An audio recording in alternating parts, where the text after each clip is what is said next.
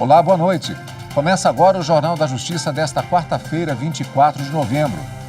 O Supremo Tribunal Federal começa a julgar ações que questionam o novo marco legal do saneamento básico.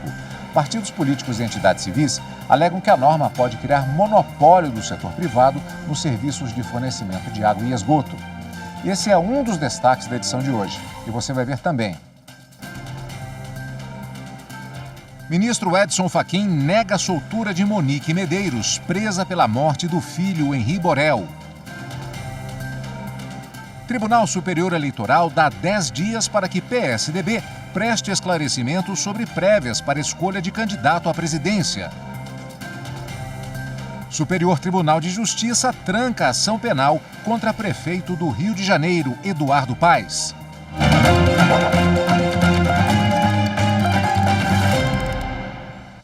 Nesta quarta-feira, o Supremo Tribunal Federal começou a julgar o novo marco legal do saneamento. A repórter Marta Ferreira acompanhou a sessão e traz detalhes para a gente. Boa noite, Marta. Boa noite, Cadu. Boa noite a todos. 4 ações questionam dispositivos do novo marco legal do saneamento básico. Essas ações, elas foram propostas por partidos políticos e por associações que representam o setor.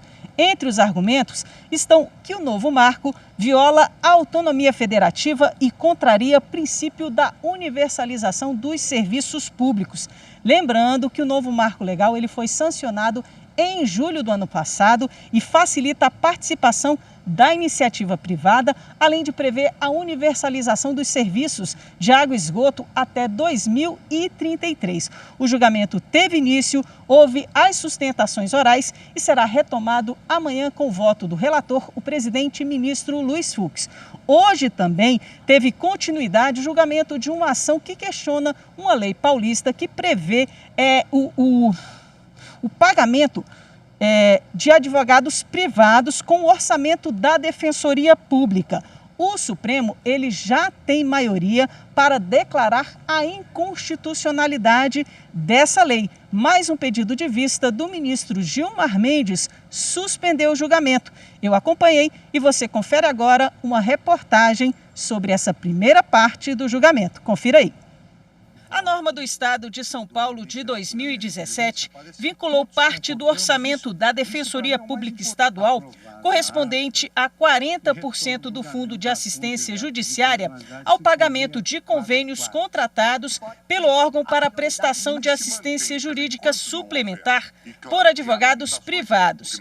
Para a Associação Nacional de Defensores Públicos, autora da ação, a norma paulista é inconstitucional porque foi proposta pelo Executivo, quando a competência seria apenas da Defensoria. O relator, ministro Edson Fachin, já havia votado na semana passada pela inconstitucionalidade da lei.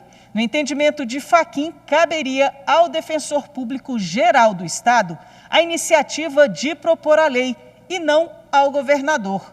Para o ministro, a norma interferiu na gestão da instituição. Entendo que a destinação por lei de percentual do Fundo de Assistência Judiciária para a prestação de assistência judiciária suplementar equivale na prática à mutilação da autonomia funcional da Defensoria Pública. O voto dele foi seguido pelos ministros Nunes Marques, Rosa Weber, Carmen Lúcia, Dias Toffoli e Luiz Roberto Barroso. Que eles tentaram resolver o problema do pagamento dos convênios, criando uma vinculação que a Constituição veda.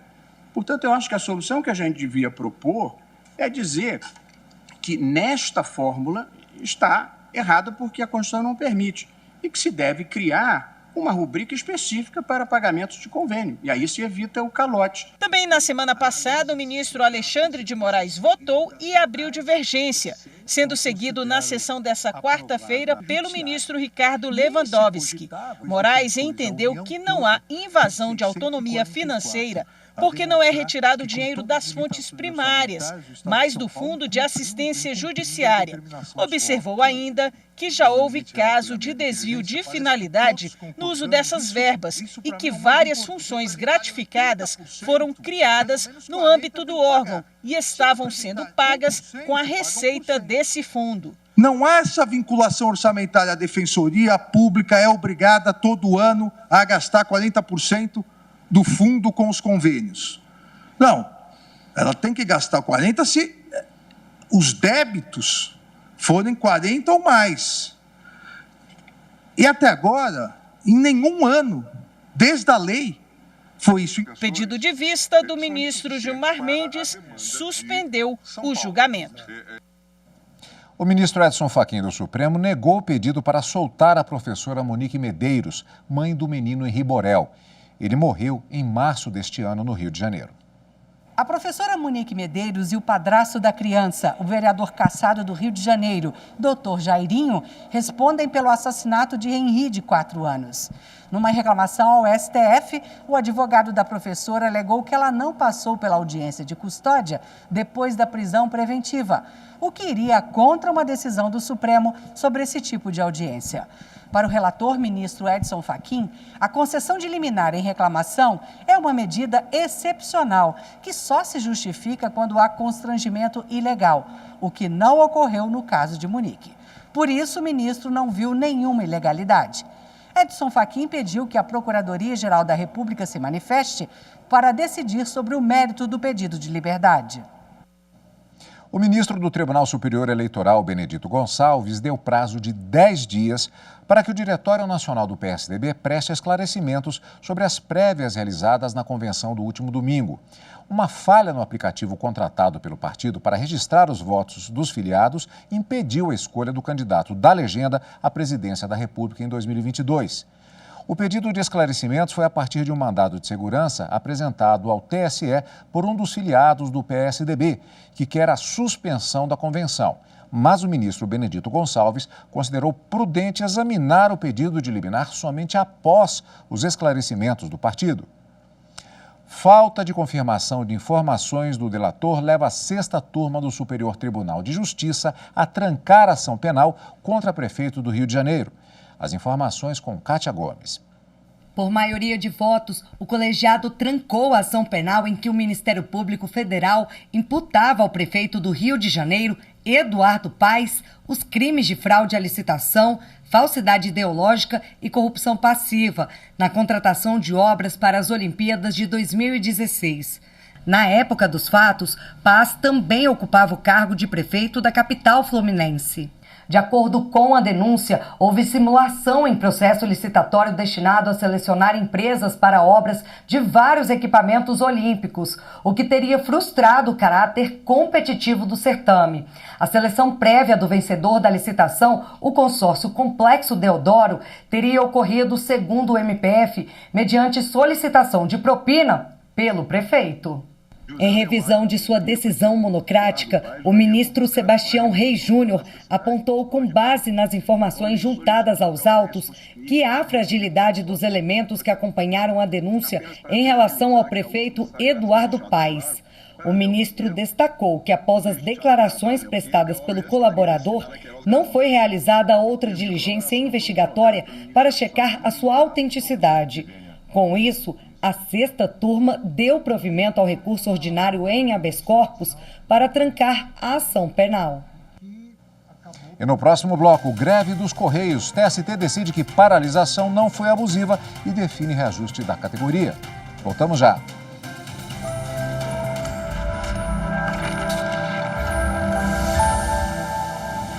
Uma das principais características da nossa Constituição de 88 é a cristalização de direitos e deveres esculpida no artigo 5º. Temos uma escolha constitucional de reforçar os direitos fundamentais. Não é à toa que o nosso rol do artigo 5º é tão extenso. Deixamos de lado um passado ditatorial e firmamos a vocação dessa Constituição cidadã.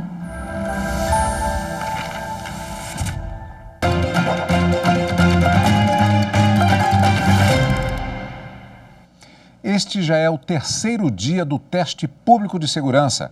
Criado para aprimorar o processo eletrônico de votação, o teste é um evento permanente do calendário da Justiça Eleitoral. Ao vivo do TSE, o repórter Henrique Amaral tem os detalhes desta 6ª edição do evento. Boa noite, Henrique. Boa noite, Cadu. Boa noite a todos. Hoje, quarta-feira, terceiro dia do teste público de segurança do Sistema Eletrônico de Votação de 2021. Nesta edição do TPS, a sexta, 26 investigadoras e investigadores colocam 29 planos de teste em prática. As pessoas podem participar do TPS individualmente ou em grupo. Esta fase do TPS começou na segunda-feira e vai até sexta-feira, sendo que alguma investigadora ou algum investigador que sentir necessidade pode pedir a extensão desse período para o sábado. Até agora, 2 equipes já têm os planos de teste executados, ou seja, terminaram os planos de teste, encontrando ou não alguma fragilidade no sistema eletrônico de votação. Isso vai ser revelado em uma fase posterior do TPS. Cadu. Obrigado, Henrique.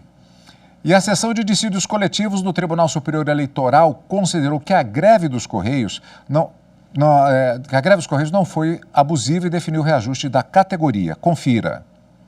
A greve ocorreu em agosto deste ano, quando os empregados pediram reajuste salarial. Após diversas tentativas de acordo, o caso foi a julgamento na seção de dissídios coletivos do TST. O relator, ministro Agra Belmonte, definiu o reajuste salarial de 9,75%. A mesma porcentagem também foi aplicada ao vale alimentação e refeição. Em relação ao plano de saúde, ficou mantida a redação anterior da cláusula em que a empresa disponibilizará o benefício por meio de operadora contratada, de adesão facultativa e mediante cobrança de mensalidade e coparticipação dos beneficiários. Já sobre os trabalhos aos fins de semana, o relator estabeleceu a concessão de adicional de 15% aos empregados contratados para trabalhar em 44 horas semanais na área operacional. A medida busca proporcionar a igualdade com os demais empregados que trabalham 40 horas semanais. Durante o julgamento, o ministro entendeu ainda que a greve não foi considerada abusiva. O telespectador reparou que eu tomei até um susto porque saiu um eleitoral ali, mas na verdade é a seção de dissídios coletivos do Tribunal Superior do Trabalho. Também em julgamento no TST, a primeira turma do tribunal decidiu que uma técnica da Cruz Vermelha terá direito a intervalo de 1 hora quando for ultrapassada a jornada diária de 6 horas. Confira na reportagem. Na ação, a técnica em enfermagem disse que a jornada contratual era de 6 horas diárias, com 15 minutos de intervalo para descanso e alimentação. No sistema, 5 dias de trabalho por 1 de descanso. Contudo, ela alegou que trabalhava além da jornada estipulada e que uma vez por semana, em média, dobrava o turno sem o intervalo correspondente, o que a motivou a ajuizar a ação trabalhista. O Tribunal Regional do Trabalho da 9ª Região, no Paraná, havia determinado o pagamento de 1 hora extra apenas nos 2 dias em que tivesse ficado demonstrado o trabalho acima das 6 horas diárias, e desde que a extrapolação da jornada fosse superior a 30 minutos. No Tribunal Superior do Trabalho, o relator do caso na primeira turma, desembargador convocado Marcelo Pertence, explicou que, de acordo com o item 4 da súmula 437 do TST, quando ultrapassada habitualmente a jornada de 6 horas, é devido o intervalo intrajornada mínimo de 1 hora, obrigando o empregador a remunerar o período para descanso e alimentação, não usufruído como extra, acrescido do respectivo adicional, na forma prevista no artigo 71 da CLT. Dessa forma, o colegiado condenou a filial da Cruz Vermelha Brasileira, no Paraná, ao pagamento como horas extras do intervalo intrajornada de 1 hora em relação a todo o período em que houve a extrapolação habitual da jornada contratual de 6 horas. A Corte Especial do Superior Tribunal de Justiça decidiu que homologação de decisão estrangeira não impede a ação revisional do valor da pensão alimentícia. Os ministros analisaram o caso de um pedreiro brasileiro que foi condenado a pagar pensão na Áustria no valor de 290 euros, o equivalente a R$ 1.800. Ao julgar a homologação de decisão da Justiça da Áustria, que condenou um brasileiro a pagar pensão alimentícia para o filho, os ministros da Corte Especial do STJ entenderam que não é possível discutir aspectos como a capacidade financeira do alimentante. Porém, a homologação da sentença não impede que o executado possa ajuizar ação revisional do valor fixado, tendo em vista a disparidade entre as realidades econômicas do Brasil e do país em que foi estabelecido o pensionamento. Na peça de contestação, a Defensoria Pública alegou que o valor estipulado pela Justiça austríaca, 290 euros por mês, fora os 35 mil euros de prestações atrasadas, é superior ao salário atual do alimentante, que é pedreiro e tem outros 2 filhos no Brasil. Para a Defensoria, a decisão viola princípios basilares do ordenamento jurídico brasileiro por ignorar a realidade socioeconômica do país e do requerido. O relator do caso no STJ, ministro Raul Araújo, destacou que a decisão estrangeira cumpriu todos os requisitos previstos na legislação para ser homologada e que os argumentos do alimentante, apesar de relevantes, não podem ser examinados pelo tribunal no exercício de sua competência meramente formal e homologatória da decisão proferida no exterior. E a primeira turma do STJ definiu que benefício fiscal para construtoras do programa habitacional Minha Casa Minha Vida dura até o fim da execução do contrato. Ao negar provimento a recurso especial interposto pela União, a primeira turma do STJ confirmou que o benefício do pagamento unificado de tributos é aplicável até a conclusão das obras nos contratos firmados até 31 de dezembro de 2018. O artigo 2º da Lei 12.024 de 2009 instituiu regime especial de tributação, no qual a construtora de unidades habitacionais do programa Minha Casa Minha Vida, uma vez observados os requisitos da norma, pode optar por fazer o pagamento unificado de 4 tributos. Esse pagamento é equivalente a 1% da receita mensal auferida pelos contratos de construção. No caso dos autos, uma construtora ajuizou a ação contra a União e a Caixa Econômica Federal para manter o recolhimento de tributos dentro do regime especial de tributação. A construtora foi contratada pelo governo federal em setembro de 2018 para a construção integral e por preço certo de centenas de unidades do Minha Casa Minha Vida. Apesar de a União sustentar que o benefício fiscal pleiteado terminaria em 31 de dezembro de 2018, o Tribunal Regional Federal da 5ª Região considerou que a possibilidade do pagamento unificado permanece até o fim das obras contratadas, e não somente até aquela data. Para o relator do recurso especial no STJ, ministro Benedito Gonçalves, assim como compreenderam os juízos de 1º e 2º graus, a melhor interpretação é a de que o benefício fiscal é devido pelo contrato. Ao manter a decisão do TRF-5, o relator afirmou que, enquanto o contrato não se exaurir, o benefício fiscal também não estará exaurido. O recolhimento unificado e a vida do contrato estão correlacionados normativamente. E veja a seguir, Procuradoria-Geral da República aciona o Supremo por suposta omissão do Legislativo sobre pena de reclusão para racismo na seleção de empregados. É depois do intervalo.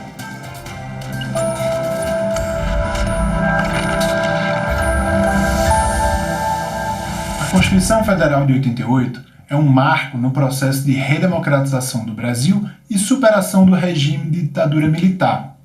Cada artigo, parágrafo, inciso, cada direito previsto na nossa Constituição é fruto de muito debate, discussão e, acima de tudo, de participação e mobilização popular.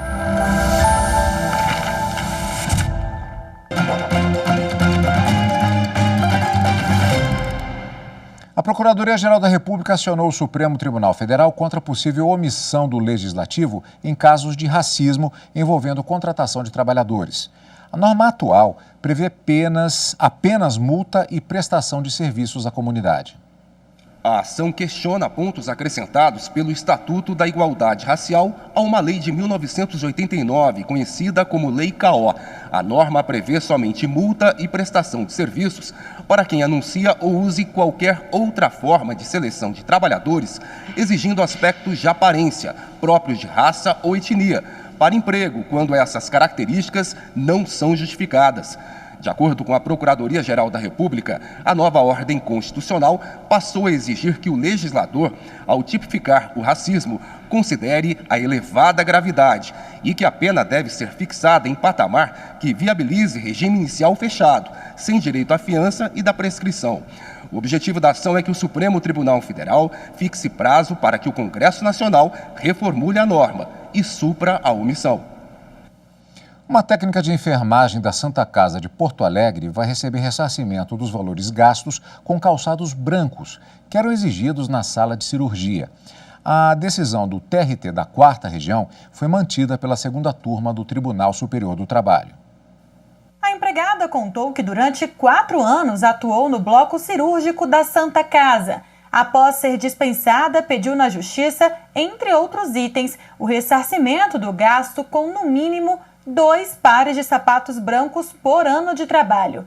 Segundo ela, os uniformes não eram oferecidos em quantidade suficiente e, na maioria das vezes, tinha de comprar os sapatos. Em defesa, o hospital sustentou que os sapatos brancos não faziam parte do uniforme exigido e que os empregados podiam calçar os de uso pessoal. Mas o Tribunal Regional do Trabalho da 4ª Região, no Rio Grande do Sul, manteve a sentença que condenou a instituição ao pagamento de R$ 250 por ano de trabalho a título de ressarcimento pelos calçados. O regional constatou que a norma coletiva previa o fornecimento obrigatório de uniformes e de calçados, e testemunhas confirmaram que o material não era concedido. O hospital então entrou com recurso no Tribunal Superior do Trabalho. Alegou que seria ônus da profissional comprovar a exigência específica da utilização de sapatos brancos. No entanto, a relatora, a ministra Maria Helena Malman, manteve a decisão regional. A ministra explicou que a técnica de enfermagem havia demonstrado, por meio de prova testemunhal, a exigência da utilização dos calçados. Por unanimidade, a 2ª Turma seguiu o voto da relatora. Dessa forma, a Santa Casa vai ter de ressarcir a empregada por exigir o uso de sapatos brancos. Conscientização sobre o combate à violência doméstica em sala de aula. Esta é uma das ações da 19ª Semana da Justiça pela Paz em Casa, em Mato Grosso. Veja como a iniciativa tem sido importante na reportagem de Vitor Cabral. A aula desses alunos do 9º ano da Escola Professor Ranulfo Paes de Barros, em Cuiabá, foi um pouco diferente. Eles tiveram a palestra sobre a violência doméstica, uma das ações da 19ª Semana da Justiça pela Paz em Casa. Na sala de aula é possível aprender matemática, português, história, geografia e tantas outras coisas. Inclusive, a identificar e a não cometer a violência doméstica. E aprendendo isso aqui, é possível levar para fora do ambiente escolar. E é o que dizem alguns dos alunos. Eu achei importante, para todo mundo, para todas as idades, que a violência não pode ser cometida, que tem que ser denunciado sim. Eu tinha pouco conhecimento sobre isso. Agora eu estou bem mais preparado para lidar com uma situação dessa. Além da palestra, uma cartilha é entregue aos estudantes. É uma cartilha de fácil entendimento, bem ilustrada, e aí compartilhar essas informações com os irmãos, vizinhos e familiares. Isso acaba facilitando o nosso trabalho enquanto educadores, Porque nós fazemos esse trabalho diário, mas quando se torna uma coisa institucional, isso facilita bastante as coisas. E lembrando, a palestra é só uma das ações da Justiça pela Paz em Casa.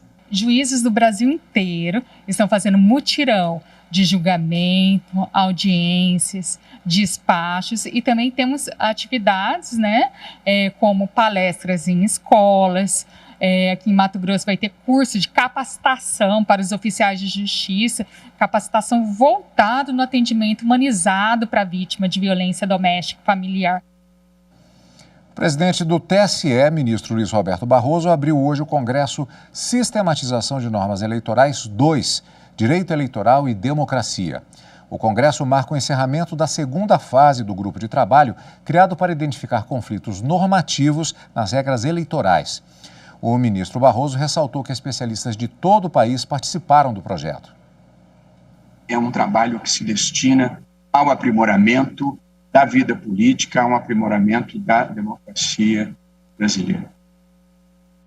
O vice-presidente do TSE, ministro Edson Fachin, que coordena o Congresso de Sistematização das Normas Eleitorais, destacou que a estabilização normativa traz segurança jurídica. Merece destaque especial ainda e, por fim, a preocupação do grupo de trabalho com as normas eleitorais sobre a perspectiva da participação dos grupos historicamente vulnerabilizados, mulheres, população negra, povos indígenas, a população LGBTQIA+, e pessoas com deficiência. O Congresso vai até o dia 26 de novembro, com transmissão pelo canal da Justiça Eleitoral no YouTube. E o Jornal da Justiça fica por aqui. Para você, uma boa noite e até amanhã.